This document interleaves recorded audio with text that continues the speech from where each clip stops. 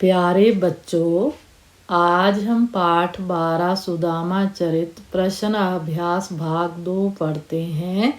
तो भाग 2 में हम कविता से बचे कुछ प्रश्न और कविता से आगे के प्रश्न लेते हैं। तो बच्चों आओ हम पहले कविता से का चौथा प्रश्न लेते हैं। द्वारका से खाली हाथ लौटते समय सुदामा मार्ग में क्या क्या सोचते जा रहे थे? वह कृष्ण के व्यवहार से क्यों खींच रहे थे? सुदामा के मन की दुविधा को अपने शब्दों में प्रकट कीजिए। दुविधा होता है असमंजस। अब उत्तर जानते हैं इसका। द्वारका से खाली हाथ लौटते समय सुदामा मार्ग में सोचते जा रहे थे कि वह अपने जिस दुख दर्द को मिटाने के लिए श्री कृष्ण के पास गए थे उसे तो वह उनसे कह नहीं सके। उनके अभाव तो पहले जैसे ही रह गए। श्री कृष्ण ने उनकी सेवा तो बहुत की, प्यार से रखा, परंतु उनकी गरीबी को दूर करने के लिए कुछ नहीं दिया या कुछ नहीं किया। तो बच्चों अब सुदामा देखो खाली हाथ वापस लौट रहे हैं, तब वो ऐसी बातें सोच रहे हैं। तो कविता का सरलार्थ करते हुए भी हमने ये सब बातें जानी थी कि श्री कृष्ण ने सुदामा को वो सब सुख दे दिए थे जो वह स्वयं द्वारका में भोग रहे थे। वैसा ही महल और वैसा ही राज समाज सुदामा के गांव में बना दिया था, परंतु सुदामा को कुछ भी पता नहीं चला था। तभी तो वह दुविधा में है, असमंजस में है। तो ये सोचते सोचते वह वापस अपने गांव जा रहे हैं। अब पांचवा प्रश्न लेते हैं।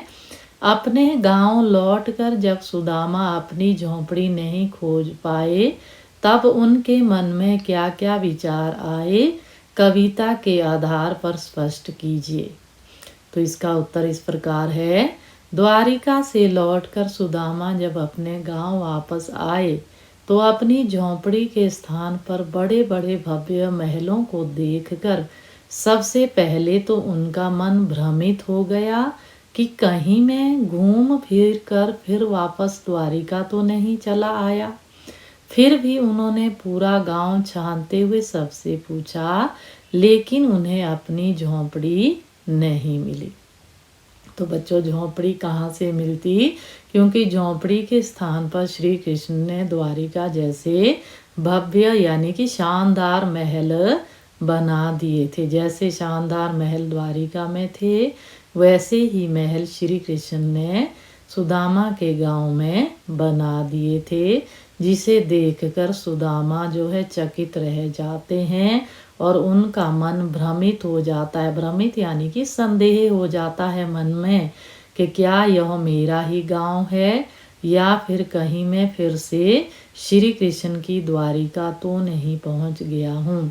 ये सब बातें उनके दिमाग में चल रही है, परंतु उनकी झोंपड़ी कहीं नहीं मिलती। अब अगला प्रश्न है छठा। निर्धनता के बाद मिलने वाली संपन्नता का चित्रण कविता की अंतिम पंक्तियों में वर्णित है, उसे अपने शब्दों में लिखिए। तो इसका उत्तर है बच्चों, श्री कृष्ण की कृपा से निर्धन सुदामा की दरिद्रता दूर हो गई। जहाँ सुदामा की टूटी फूटी सी झोंपड़ी रहा करती थी वहाँ अब सोने का महल खड़ा है। कहाँ पहले पैरों में पहनने के लिए जूते तक नहीं थे, कहाँ अब घूमने के लिए हाथी घोड़े हैं। पहले सोने के लिए केवल कठोर भूमि थी और अब शानदार नरम मुलायम बिस्तरों का इंतजार है। कहाँ पहले खाने के लिए चावल भी नहीं मिलते थे और आज प्रभु की कृपा से खाने की मनचाही चीज मिलती है, परंतु वे अच्छे नहीं लगते हैं। तो ये बच्चों निर्धनता के बाद मिलने वाली संपन्नता का वर्णन है। अब कविता से आगे लेते हैं। पहला प्रश्न है, द्रुपद और द्रोणाचार्य भी सहपाठी थे। सहपाठी यानी कि साथ पढ़ने वाले। इनकी मित्रता और शत्रुता की कथा महाभारत से खोजकर सुदामा के कथानक से तुलना कीजिए। अब बच्चों चलते हैं इसके उत्तर की ओर। सुदामा निर्धन थे तथा श्री कृष्ण राजा थे, ये सब बातें हम जान चुके हैं। उसी प्रकार महाराज द्रुपद तथा गुरु द्रोणाचार्य भी एक साथ शिक्षा ग्रहण करते थे तथा परम मित्र थे। सुदामा की द्वारिका जाने पर श्री कृष्ण ने उनका आदर सत्कार किया था, परंतु गुरु द्रोणाचार्य के अपने मित्र राजा द्रुपद के पास जाने पर राजा द्रुपद ने उनका अपमान किया और महाभारत के युद्ध में एक दूसरे के विपरीत युद्ध करके दुश्मनी का परिचय दिया। अब बच्चों द्रोणाचार्य भी गरीब रह गए थे। जब द्रुपद राजा बने तो द्रोणाचार्य उनके पास गए थे, लेकिन राजा द्रुपद ने भरी सभा में द्रोणाचार्य का अपमान किया था। तो उस अपमान का बदला फिर महाभारत के युद्ध में उन दोनों ने दुश्मनी का परिचय करके दिया। तो ऐसी दुश्मनी हमें नहीं करनी चाहिए। अब दूसरा है, उच्च पद पर पहुंचकर या अधिक समृद्ध होकर व्यक्ति अपने निर्धन माता पिता भाई बंधुओं से नजर फेरने लग जाता है। ऐसे लोगों के लिए सुदामा चरित कैसी चुनौती खड़ी करता है, लिखिए। तो अब कुछ लोग अपने मित्रों को, जैसे राजा द्रुपद भी द्रोणाचार्य को भूल गए थे जब राजा बने थे, लेकिन श्री कृष्ण अपने मित्र सुदामा को नहीं भूले थे। तो ये किस तरह की चुनौती खड़ी करता है जो राजा द्रुपद जैसे लोग होते हैं। तो आओ अब इसका उत्तर जानते हैं।